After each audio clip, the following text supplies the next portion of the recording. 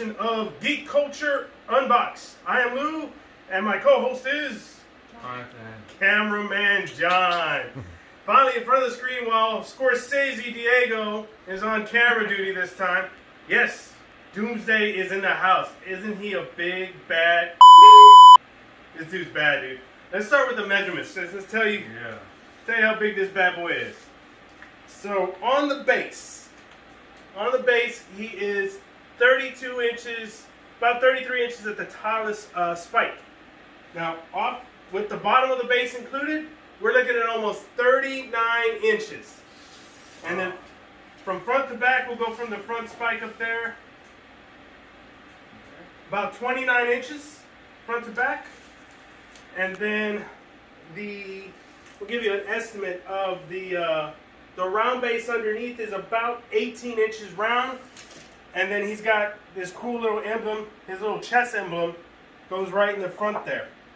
Now, while we're talking about the base, I would like to highlight an idea Diego had as we were setting him up. It would have been epically cool if they would have put some lights in here to either like reflect down or reflect up to give it some backlight. That would have been cool. So something to think about going forward.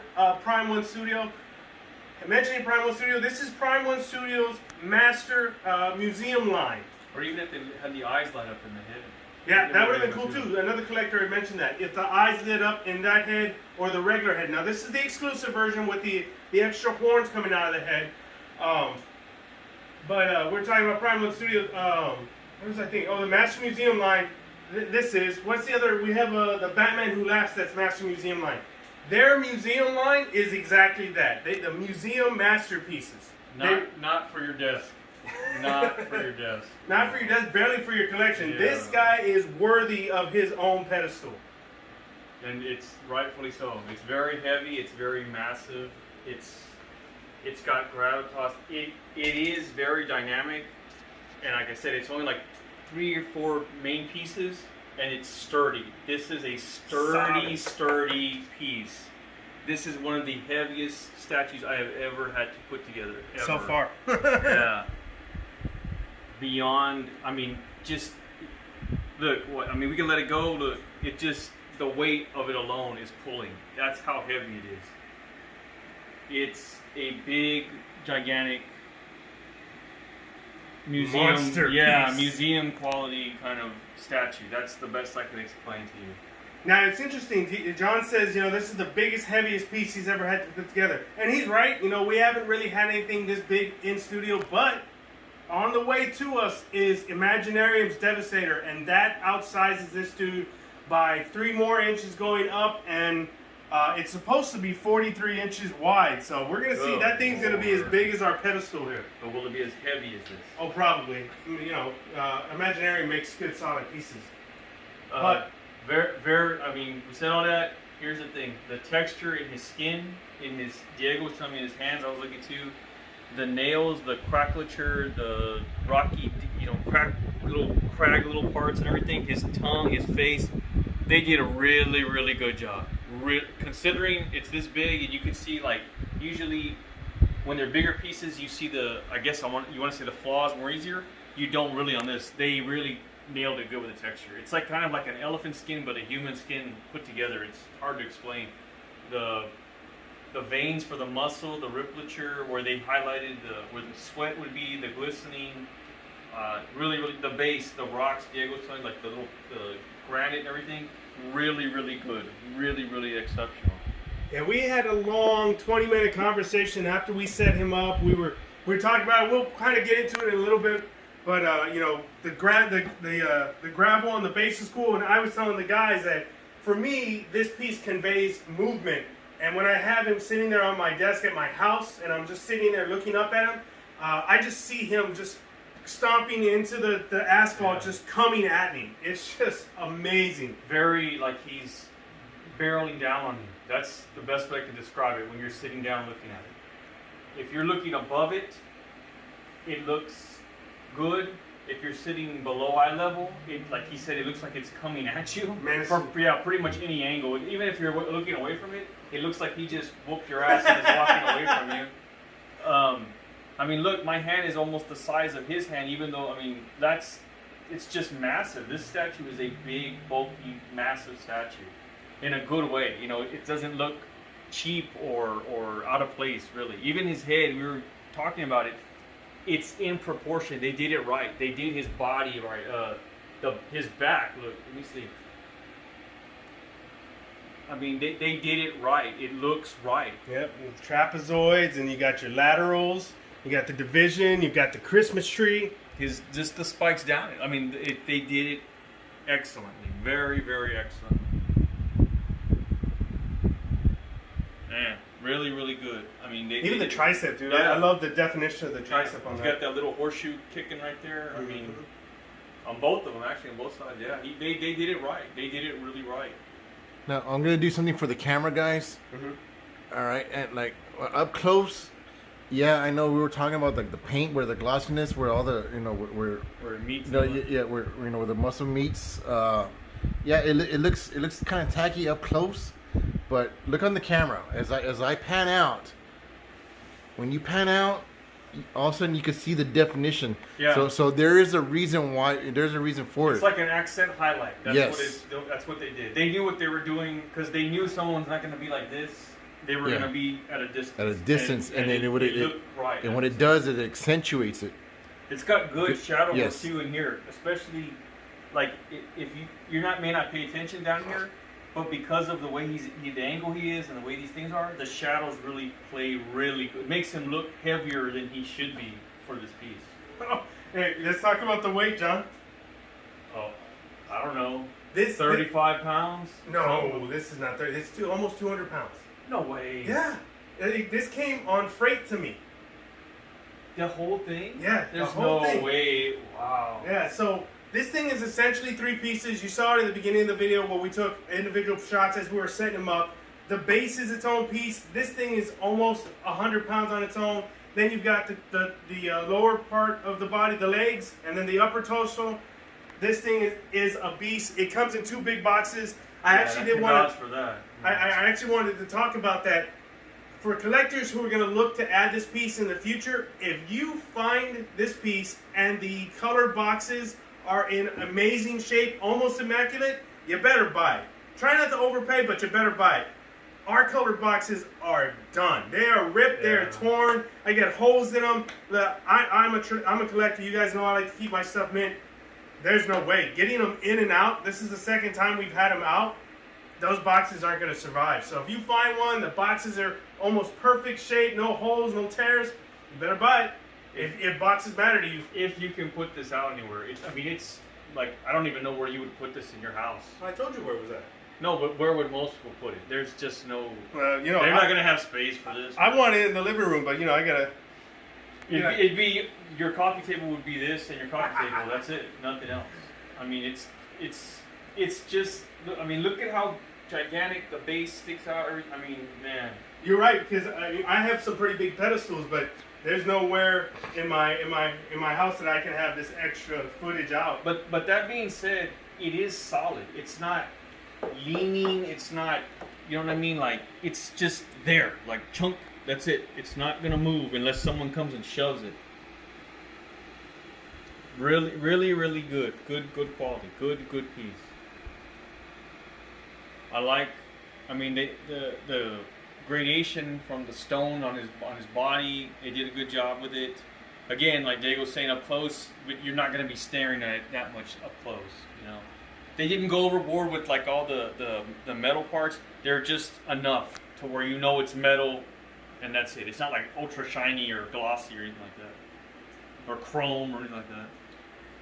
Now, again, coming from the camera, the only downside, the only thing that sucked about this was just putting in the torso into the waist. It's got a peg, and it sounds simple, but because of the angle it's at, you have to make sure you have it just right, and his body, where he twists, it's got to fit right in it, or else it's not going to go in. And our best bet to you, it's kind of get someone to help you. First of all, don't do it by yourself.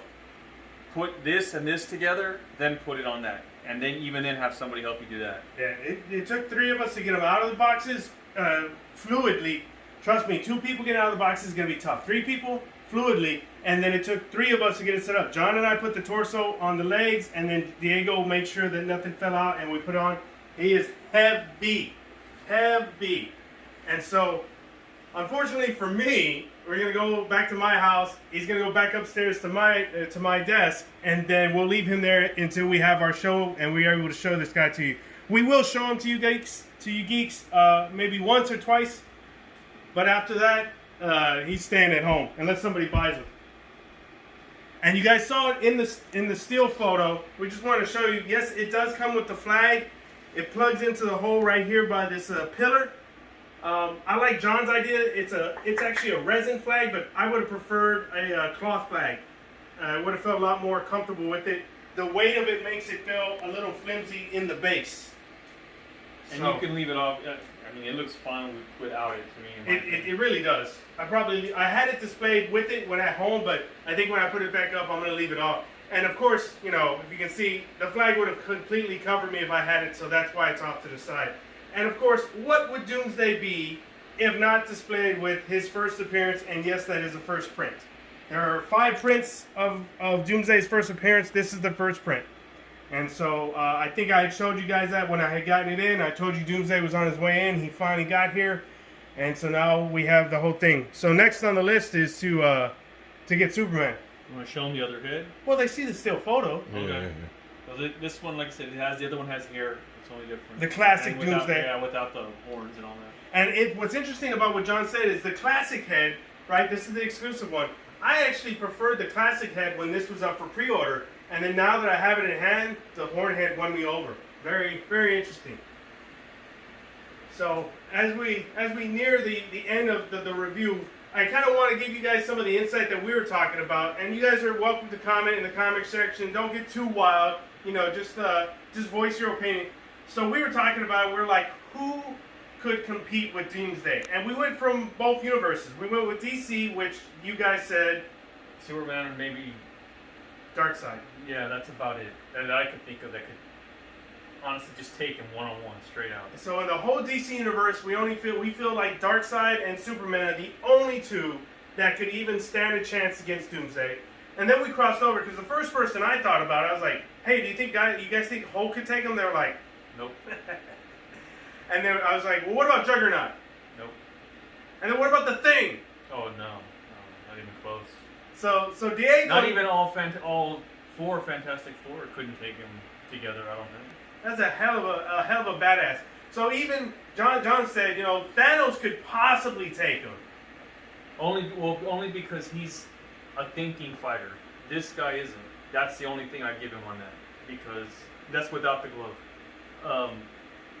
There's not too many people that could just take him. This guy's just pretty much raw power. I mean, I'm sure there are some characters that are more magical or mystical or have stuff like that, but for the most part, no way. They wouldn't last very long. This guy would just eat them up. I mean, and this is the Andre the Giant of this kind of group. DC. Yeah. And so before I say the next thing, so Prime 1, I gotta put it out there. We told you about it when we reviewed the smaller DC Direct Devastator, which is a new bad guy from the Batman Who Laughs series or the Dark Knight Metal series. Prime 1, you gotta do a Devastator from DC in the same scale as Doomsday. And the way I see it in my collection is I got Doomsday on this side, and then I got Devastator on this side. 2 big bad pieces. For me, I would prefer the way he is on his first appearance book, where he's kind of leaning back and he's like that.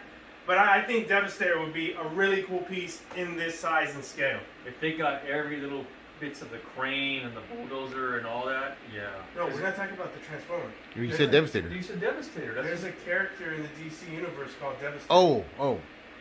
I don't know what you're talking about then. Don't got to jump on it. I said it. He's in Dark Knight Metal. Yeah, it's all right. All right. Well, anyway, we're talking about Transformers. I'll say if they did every little part, man, look out, it's on. So I definitely want that. But we were also talking about, without the Doomsday interaction in BVS, that movie would have been black. So the 15 minutes Doomsday has with Superman and Wonder Woman and Batman made that movie.